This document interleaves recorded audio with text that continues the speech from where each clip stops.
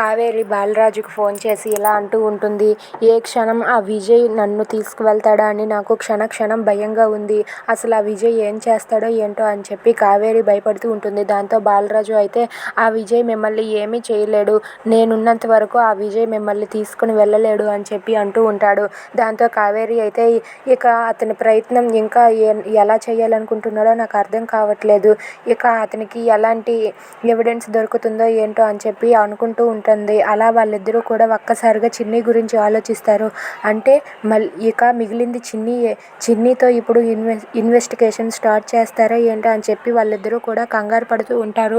ఇంతలో higher police officer అయితే commissioner గారు ఆ విజయ్కి కాల్ చేసి, ఏంటి కావేరి కేసు అప్పచెప్పి ఎన్ని రోజులైంది, ఇంకా దాన్ని మీరు సాల్వ్ చేయలేదా అని చెప్పి అడుగుతూ ఉంటాడు. దాంతో ఏసీపీ విజయ్ ఇలా అంటూ ఉంటాడు. కావేరి కేసు మరొక 24 అవర్స్లో క్లోజ్ అయిపోతుంది. మీతో శభాష్ అని అనిపించుకుంటాను, చూస్తూ ఉండండి సార్ అని చెప్పి ఏసీపీ విజయ్ కమిషనర్తో అంటాడు. అది విని అక్కడ ఉన్న ఏసీపీ విజయ్ అలా అనేసరికి, సరే నేను చూస్తా, 24 అవర్స్ అన్నావు కదా, సరేలే అని చెప్పి అంటూ ఉంటాడు. ఇక ఏసీపీ విజయ్ అయితే నెక్స్ట్ చిన్ని మీదే అటాక్ చేయాలని అనుకుంటూ ఉంటాడు. ఇక చిన్ని మీద ఎలాంటి అటాక్ చేస్తారో ఏంటో అని చెప్పి అక్కడ ఉన్న కావేరి అలాగే బాలరాజు వాళ్ళిద్దరూ కూడా చాలా కంగారు పడిపోతూ ఉంటారు.